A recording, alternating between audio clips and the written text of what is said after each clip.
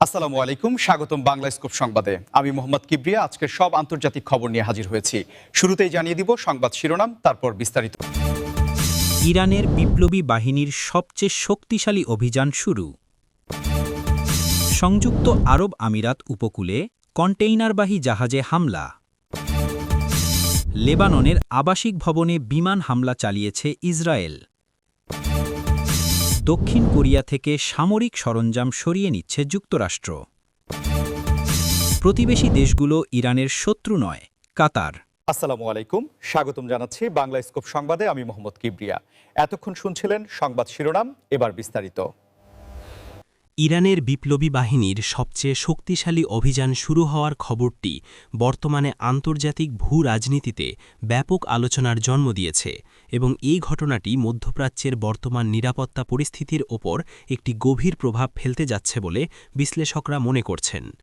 ইরানের ইসলামী বিপ্লবী guard corps বা আইআরজিসি তাদের সামরিক সক্ষমতা এবং আঞ্চলিক প্রভাব প্রদর্শনের জন্য এই ধরনের বৃহৎ পরিসরের সামরিক মহড়া বা অভিযানের আয়োজন করে থাকে, যা মূলত তাদের সামরিক শক্তি এবং প্রতিরক্ষা প্রযুক্তির সর্বশেষ অবস্থা বিশ্ববাসীর সামনে তুলে ধরার একটি কৌশলগত প্রয়াস। সাম্প্রতিক সময়ে মধ্যপ্রাচ্যে চলমান উত্তেজনাকর পরিস্থিতির মধ্যে এই অভিযানকে অত্যন্ত তাৎপর্যপূর্ণ হিসেবে দেখা হচ্ছে, কারণ এর মাধ্যমে ইরান মূলত তাদের প্রতিবেশী এবং আন্তর্জাতিক সম্প্রদায়কে একটি কড়া বার্তা দিতে চাইছে যে কোনো ধরনের বাহ্যিক হুমকি বা নিরাপত্তা ঝুঁকি মোকাবেলায় তারা সম্পূর্ণভাবে প্রস্তুত রয়েছে। এই অভিযানের আওতায় বিভিন্ন ধরনের উন্নত ক্ষেপণাস্ত্র, ড্রোন প্রযুক্তি, নৌবাহিনীর বিশেষ মহড়া এবং সাইবার যুদ্ধ বিশারদদের অংশগ্রহণ থাকতে পারে বলে সামরিক বিশ্লেষকরা ধারণা করছেন, যা এই মহড়াকে অতীতের যে কোনো মহড়ার চেয়ে অনেক বেশি আধুনিক ও শক্তিশালী করে তুলেছে। আপনারা যারা নিয়মিত আন্তর্জাতিক সংবাদ অনুসরণ করেন তারা নিশ্চয়ই জানেন যে মধ্যপ্রাচ্যের ভূ-রাজনীতি অত্যন্ত জটিল এবং এখানে একটি দেশের সামরিক পদক্ষেপ পুরো অঞ্চলের অর্থনীতির ওপর, বিশেষ করে বৈশ্বিক জ্বালানি তেলের বাজারের ওপর সরাসরি প্রভাব ফেলে। হরমুজ প্রণালী, যা দিয়ে বিশ্বের একটি বিশাল অংশের তেল পরিবাহিত হয়, তার কাছাকাছি এ ধরনের সামরিক তৎপরতা আন্তর্জাতিক বাজারে তেলের দাম বাড়িয়ে দিতে পারে এবং সরবরাহ ব্যবস্থায় এক ধরনের অনিশ্চয়তা তৈরি করতে পারে, যা শেষ পর্যন্ত আমাদের দৈনন্দিন জীবনেও প্রভাব ফেলে।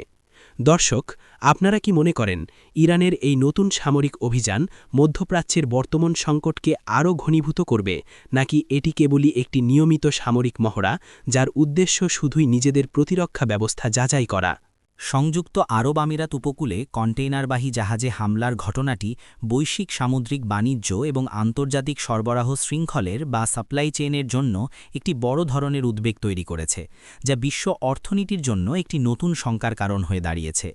সংযুক্ত আরব আমিরাতের উপকূলীয় অঞ্চল এবং এর আশেপাশের সামুদ্রিক রুটগুলো বিশ্বের অন্যতম ব্যস্ত এবং গুরুত্বপূর্ণ বাণিজ্যিক পথ, যেখান দিয়ে প্রতিদিন হাজার হাজার পণ্যবাহী জাহাজ এবং তেলের ট্যাঙ্কার যাতায়াত করে। তাই এই অঞ্চলে যে কোনো ধরনের নিরাপত্তা বিঘ্নিত হলে তার সরাসরি প্রভাব পড়ে সারা বিশ্বের অর্থনীতির ওপর। কন্টেইনারবাহী জাহাজে হামলার এই ঘটনাটি কেবল একটি বিচ্ছিন্ন নিরাপত্তা ইস্যু নয়, বরং এটি আন্তর্জাতিক সামুদ্রিক পরিবহন ব্যবস্থার দুর্বলতাগুলোকে চোখে আঙুল দিয়ে দেখিয়ে দেয় এবং বাণিজ্যিক জাহাজগুলোর নিরাপত্তার জন্য নতুন করে ভাবার প্রয়োজনীয়তা তৈরি করে। যখন একটি বাণিজ্যিক জাহাজে এ ধরনের অনাকাঙ্ক্ষিত হামলার ঘটনা ঘটে, তখন ওই নির্দিষ্ট রুটে চলাচলকারী অন্যান্য জাহাজগুলোর মধ্যে আতঙ্ক ছড়িয়ে পড়ে, যার ফলে শিপিং কোম্পানিগুলো তাদের রুট পরিবর্তন করতে বাধ্য হয় অথবা অতিরিক্ত নিরাপত্তার ব্যবস্থা করতে হয়। এর সরাসরি ফলাফল হল পরিবহন খরচ বা ফ্রেইট চার্জ বৃদ্ধি পাওয়া এবং সামুদ্রিক বিমার প্রিমিয়াম হু হু করে বেড়ে যাওয়া, যা শেষ পর্যন্ত সাধারণ ভোক্তাদের ঘাড়েই চাপে এবং বিশ্বজুড়ে নিত্যপ্রয়োজনীয় পণ্য থেকে শুরু করে ইলেকট্রনিক্স সামগ্রীর দাম বাড়িয়ে দেয়।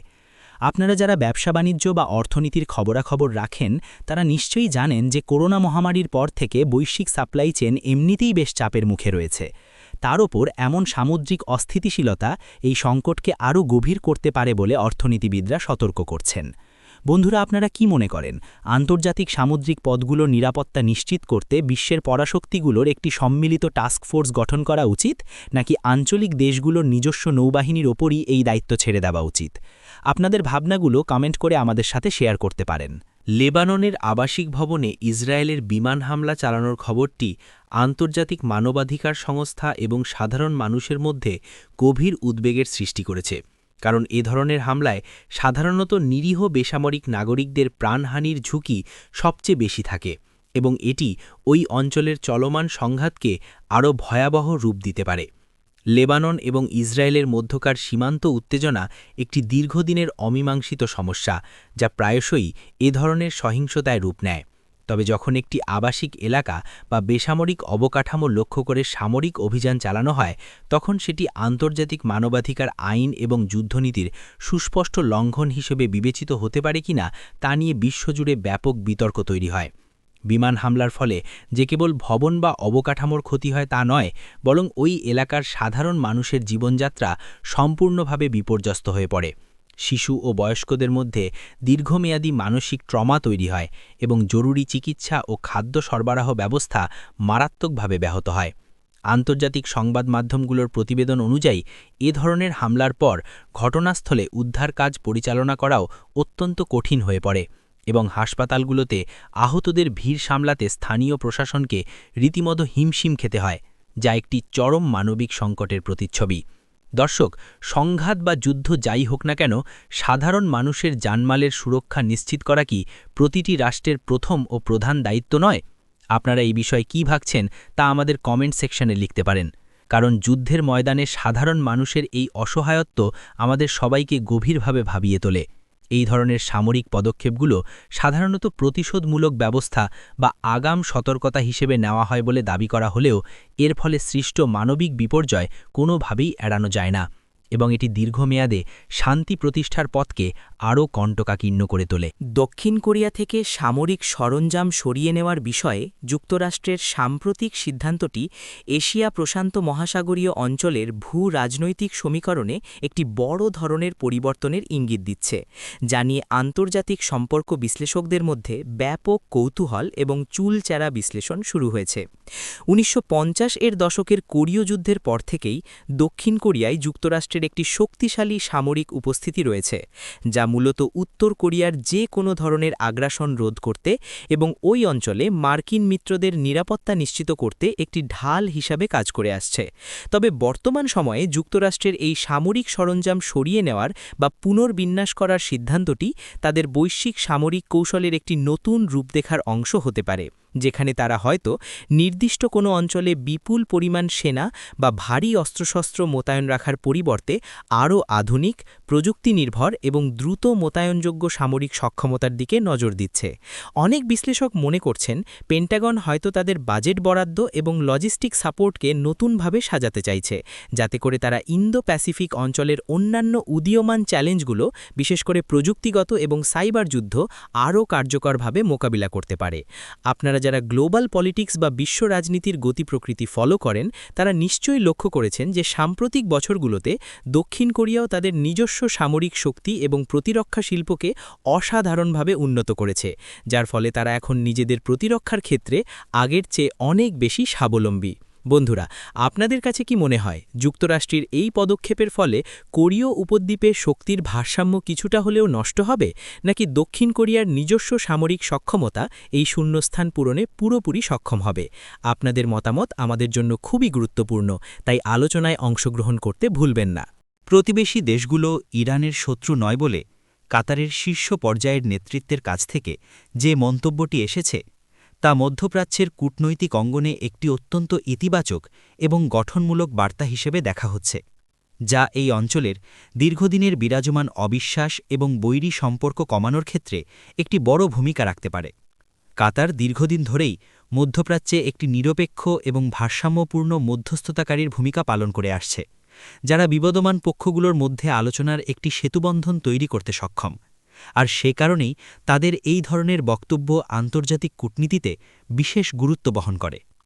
আমরা সবাই জানি যে পারস্য উপসাগরীয় অঞ্চলে ইরান এবং তার আরব প্রতিবেশীদের মধ্যে বিভিন্ন রাজনৈতিক, মতাদর্শিক এবং ভূকৌশলগত কারণে দশকের পর দশক ধরে এক ধরনের ঠান্ডা লড়াই বা প্রক্সি যুদ্ধ চলে আসছে, যা পুরো মধ্যপ্রাচ্যকে অস্থিতিশীল করে রেখেছে। তবে সম্প্রতি চীন এবং অন্যান্য আন্তর্জাতিক শক্তির মধ্যস্থতায় ইরান ও সৌদি আরবের মতো চিরবৈরী দেশগুলোর মধ্যে যে সম্পর্ক স্বাভাবিকীকরণের প্রক্রিয়া শুরু হয়েছে, কাতারের এই বক্তব্য মূলত সেই বৃহত্তর কূটনৈতিক সমঝোতারই একটি ধারাবাহিকতা বলে ধরে নেওয়া যায়। যখন প্রতিবেশী রাষ্ট্রগুলো একে অপরকে শত্রু হিসেবে না দেখে বন্ধু বা অন্তত গঠনমূলক অংশীদার হিসেবে বিবেচনা করার চেষ্টা করে, তখন তা পুরো অঞ্চলের অর্থনৈতিক উন্নয়ন, বাণিজ্য সম্প্রসারণ এবং নিরাপত্তা সহযোগিতার জন্য চমৎকার সুযোগ তৈরি করে। দর্শক, আপনারা কি মনে করেন, মধ্যপ্রাচ্যের দেশগুলো যদি নিজেদের মধ্যে বিভেদ ভুলে একটি শক্তিশালী আঞ্চলিক জোট গঠন করতে পারে, তবে তা বিশ্ব অর্থনীতি এবং রাজনীতিতে কতটা প্রভাব ফেলতে সক্ষম হবে? আপনাদের চিন্তাভাবনাগুলো অবশ্যই আমাদের কমেন্ট সেকশনে লিখে জানাবেন, কারণ এই ধরনের পরিবর্তনশীল কূটনীতি সম্পর্কে আপনাদের মতবিনিময় আমাদের সবাইকে নতুন দৃষ্টিভঙ্গি প্রদান করে। কাতারের এই অবস্থান প্রমাণ করে যে সামরিক সংঘাত বা উত্তেজনার চেয়ে কূটনৈতিক সংলাপ এবং পারস্পরিক বোঝাপড়াই যে কোনো জটিল সমস্যা সমাধানের সর্বোত্তম পথ, এবং এই পথে অগ্রসর হলে তা কেবল মধ্যপ্রাচ্য নয়, সমগ্র বিশ্বের জন্যই একটি শান্তির বার্তা বয়ে আনবে।